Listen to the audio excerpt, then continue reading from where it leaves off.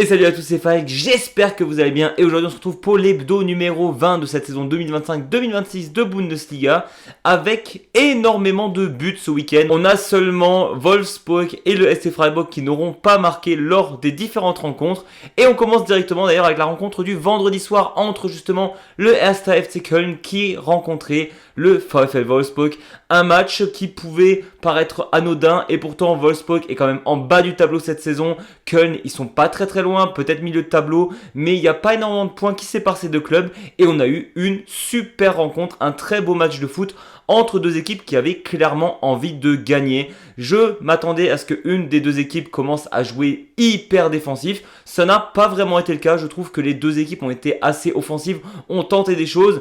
Malheureusement, le match se termine 1-0 pour une raison assez évidente qui s'appelle le réalisme devant les buts. C'est une dinguerie à quel point cette saison, j'ai l'impression que l'attaque en Bundesliga est moins bonne, pas parce que les défenses se sont renforcées, mais parce que les différents clubs n'arrivent pas à marquer des buts. Et donc finalement, on a eu un simple 1-0 pour le 1. FC Köln avec un but assez tôt dans le match. Mais ça aurait été 3-2 pour Köln ou pour Wolfsburg. Ça ne m'aurait pas choqué. Après, j'ai quand même trouvé Köln plus entreprenant. Et c'est pour ça que la victoire est pour moi méritée. En parlant de manque de réalisme, on va continuer avec les matchs du samedi après-midi. Et on va commencer par le Werder Bremen face au Borussia Mönchengladbach. En première partie de saison, Gladbach avait viré Gerardo Seoane après avoir joué contre le Werder Bremen. Et du coup, lors de cette deuxième partie de saison, c'est le Werder Bremen qui va virer son coach après ce simple match nul face au Borussia Mönchengladbach. 10 matchs de suite sans victoire pour le Werder Bremen. Et pourtant, tu égalises à la dernière minute, limite du temps additionnel. Mais quand tu regardes l'entièreté du match, c'est une honte absolue que le Werder ne gagne pas. Ça n'arrive toujours pas à concrétiser ses actions. Pourtant, Sugawara était très bon. On a un très bon Romano Schmid-Stag aussi. Mais offensivement, ça ne marche pas. Même si Mbangula a fait beaucoup de percussions en avant, eh ben ça ne suffira pas. On a Tabakovic qui marquera le premier but. Gladbach qui va être beaucoup plus défensif à partir de ce moment-là, ce qui est totalement logique. Eux voulaient sécuriser les 3 points. Et quand on voit comme le Werder galère depuis ce début d'année 2026 à marquer des buts, eh ben ils ont failli réussir à s'en sortir avec 3 points, ce qui est une honte absolue. On verra bien qui le Werder Bremen choisira en prochain coach, mais je ne sais pas si ça va régler tous les problèmes. On arrive au match entre l'Eintracht Frankfurt et le Bayer Leverkusen, deux équipes qui sont très proches au classement. On a juste 2 positions de différence entre Frankfurt et Leverkusen, et pourtant le gap entre ces deux équipes est absolument gigantesque. Frankfurt, c'est simple, depuis ce début d'année 2026, ils ont encaissé minimum 3 buts par match, et vous savez quoi ? Contre le Bayer Leverkusen, eh ben ils ont encore encaissé 3 buts. Et ce qui est vraiment cool, c'est que Frankfurt, on n'arrêtait pas de dire ouais, mais au moins ils ont une bonne attaque. Même ça n'existe plus à Frankfurt. L'attaque, elle est minable lorsqu'ils rencontrent des équipes qui ont une défense un minimum bien organisée. Et au final, 3-1 pour Leverkusen, c'est presque gentil. En plus, un carton rouge totalement mérité pour Frankfurt lors de ce match. Enfin bref, Frankfurt, ça va pas du tout. Ils viennent de chercher un coach. Je pense que ça va pas du tout le faire avec lui. Frankfurt, je sais pas c'est quoi le projet. En tout cas, on est passé d'une équipe hyper excitante qui donnait envie en début de saison à une équipe totalement mid qui est juste pas ouf à regarder jouer. Et Leverkusen qui n'est pas non plus dans une forme absolument olympique. Oui, ils ont gagné leur dernier match, mais avant ça, il y avait 2 défaites. Oui, techniquement, ils ont aussi gagné en Champions League, donc ça va un petit peu mieux. Mais cette équipe de Leverkusen actuellement est largement prenable. Frankfurt, par contre, n'est pas capable de battre les meilleures équipes de Bundesliga cette saison. C'est affligeant au vu de l'effectif. D'un côté, on a Frankfurt qui est dans une dynamique absolument minable. D'un autre côté, on a le TSG Hoffenheim qui a tout simplement gagné tous ses matchs en 2026. Si je ne dis pas de bêtises, on est sur 5 victoires de suite. En Bundesliga, en tout cas, c'est sûr. Ils ont joué ce week-end contre Union Berlin qui, eux, pareil, niveau forme, on n'est pas vraiment là. Sur les 5 derniers matchs, on a 3 matchs nuls. La défaite assez lourde la semaine dernière face au Borussia Dortmund où on sentait qu'il n'y avait pas grand-chose à faire. Et cette semaine face au TSG Hoffenheim où, pareil, le TSG est tout simplement trop fort. Et de base, on parlait du TSG éventuellement en Ligue des Champions. Mais là, il y a un écart qui commence à se creuser sévère entre le TSG Hoffenheim qui est 3e et le RB Leipzig qui est 4e. Donc plus le temps passe et plus je vois cette équipe du TSG Hoffenheim jouer, plus j'y crois à cette éventuelle place de Hoffenheim en Ligue des Champions. Sachant que là, le match, ils l'ont plié entre la 40e et la 50e minute. Ils se sont dit, tiens, avant d'aller au vestiaire, on va plomber le moral de Union Berlin. Et en sortant du vestiaire, on va remettre une couche. Et à ce moment-là, le match était tout simplement plié. Ils ont laissé jouer Union Berlin jusqu'à la fin. Ce TSG est ultra flippant à voir jouer. Ils sont vraiment trop forts. C'était inattendu, mais au vu du jeu, oui, ils vont aller en Ligue des Champions. Après, est-ce qu'ils vont perdre beaucoup de joueurs qui vont aller dans des plus gros clubs l'année prochaine? Ça aussi, malheureusement, c'est possible. Et attention à Steffen Baumgart, le coach de Union Berlin, parce que dans la valse des coachs actuels, ça ne m'étonnerait pas que ce soit le prochain avec celui de St. Pauli. Ce samedi après-midi, on a aussi eu le droit à un autre match du Abstiegskampf entre le FC Augsburg et le 1. FC St. Pauli. Match gagné par Augsburg 2-1 et match étonnamment hyper plaisant. Alors oui, en soi, c'est pas le plus beau football, mais on sent deux équipes qui sentent vraiment le roussi et qui savent que la relégation va être très difficile à maintenir cette année et donc qui se donnent à fond. Alors oui, c'est très offensif pour une raison simple, les défenses de part et d'autre étaient pas spécialement bonnes. Du coup, on a plusieurs actions offensives vachement plaisantes à regarder qui va sur les deux buts. C'est le FCA qui était pourtant mené lors de cette rencontre qui réussira avec un doublé de Gregoritsch à prendre le dessus. Et franchement, un match nul m'aurait clairement pas choqué. Je pense que St. Pauli avait aussi les occasions pour essayer de marquer ce deuxième but. D'ailleurs, je pense qu'ils auraient même pu marquer le deuxième avant que Augsburg marque le premier. Mais on en a parlé tout à l'heure, St. Pauli et le réalisme devant les buts, c'est clairement pas ça. Alors que Gregoritsch, il a fait mouche 2 fois, 3 points pour le FCA. St. Pauli, il faut vraiment qu'ils fassent attention à eux parce qu'il y a un écart qui commence à se creuser entre la 17e et la 16e place. Mais alors la kiffance absolue de ce samedi après-midi, c'était entre le RB Leipzig et Mainz 05.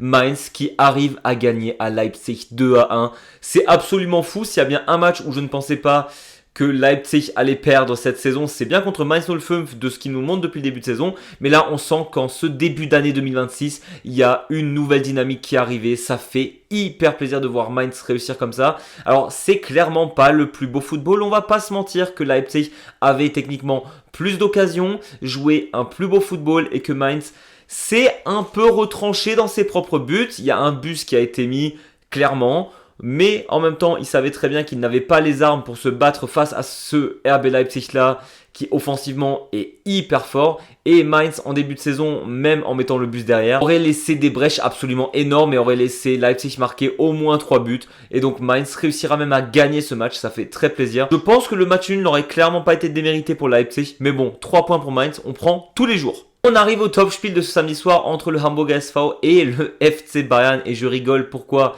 Déjà parce que Munich, ça fait 2 matchs sans victoire en Bundesliga. Tu perds contre Augsburg et tu fais match nul contre le SV. Ah, c'est pas folichon, hein, clairement, contre 2 équipes du bas de tableau. Mais c'est surtout le match qui a fait le plus parler ce week-end par rapport à l'arbitrage. Et oui, j'aime pas en parler, j'arrête pas de le dire que j'aime pas tout mettre sur les arbitres. Et d'ailleurs, je ne vais pas tout mettre sur les arbitres parce que sincèrement, alors oui, il y a eu des fraudes absolues. C'est-à-dire que le penalty, jamais ça en est un. Je veux dire, Kimmich ne le touche même pas. Que fait la VAR?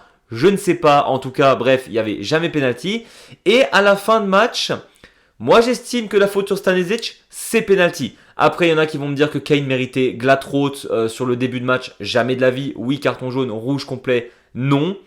Mais n'empêche que je trouve que Munich s'est rendu la tâche difficile tout seul et le HSV s'est vraiment très bien battu. Oui, l'arbitre a été absolument atroce, on est d'accord sur ce point-là, mais par contre le FC Bayern n'arrivait à rien en attaque. Moi je pense que Kompany doit prendre ses responsabilités sur ce match-là, n'a pas mis le meilleur effectif possible sur le terrain. Gnabry n'était pas à son bon poste, Karl depuis qu'il a fait sa déclaration pour aller au Real Madrid, il est nul, il sait plus jouer au football.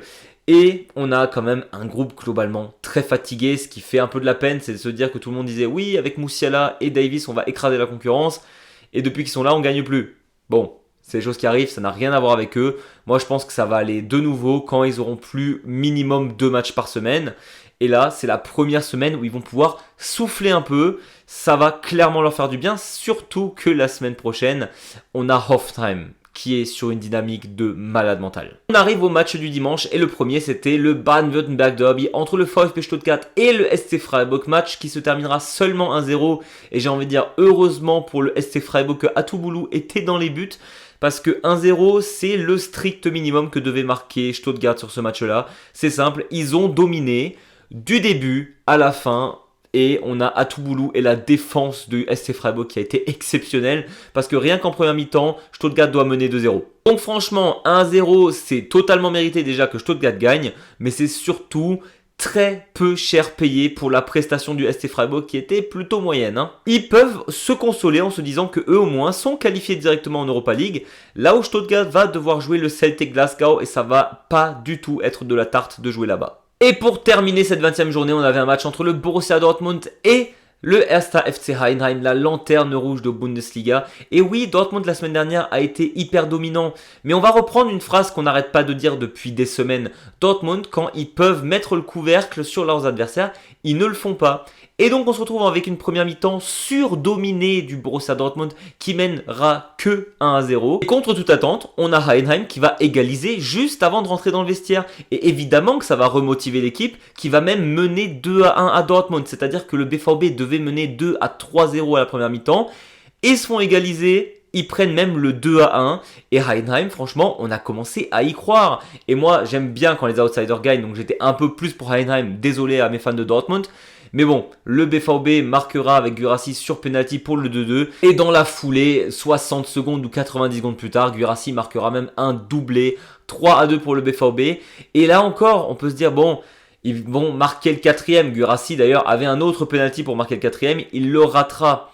Et ben, faut savoir que les 15 dernières minutes, elles étaient clairement pour Heidenheim qui a poussé à mort.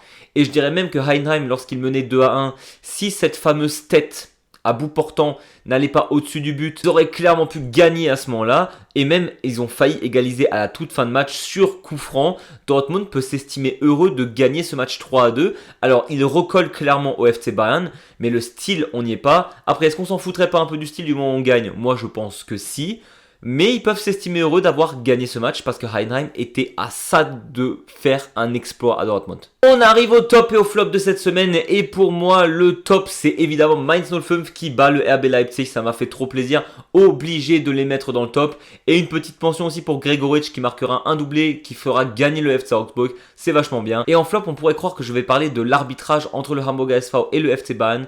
Et j'aurais pu, mais je vais quand même choisir Horst Steffen, le coach du Werder Bremen. On le rappelle, il est arrivé cet été, c'est sa première expérience en tant que coach d'un club de Bundesliga. Et il se fait virer à la mi-saison avec un club qui n'arrivera pas à avoir une seule victoire après 10 matchs de suite. Malheureusement, c'était un énorme flop. Petit point classement et on retrouve toujours seul en tête, mais beaucoup moins serein qu'avant le FC Bayern avec 51 points. Le Borussia Dortmund est deuxième avec 45 points, suivi du TSG Hoffenheim avec 42 points. Et tout en bas, on retrouve le Erster FC Heidenheim avec 13 points, 18e. On a ensuite 17e avec 14 points St. Pauli. Et alors là, ça devient hyper serré. Mainz est 16e avec 18 points, mais avec 19 points, on retrouve Bremen, Hamburg et Wolfsburg. Le match à suivre la semaine prochaine, c'est évidemment celui entre le Bayern et le TSG Hoffenheim. Mais vu que je vais aller voir au stade le SC Freiburg face au Werder Bremen, ça sera mon match à suivre vu que je serai au stade. Voilà, c'était tout pour moi. J'espère que cette vidéo vous a plu. Si c'est le cas, n'hésitez pas à vous abonner ou mettre un gros pouce à l'eau. Nous, on se retrouve très vite pour parler foot et Bundesliga. Et d'ici là, je vous dis, servus!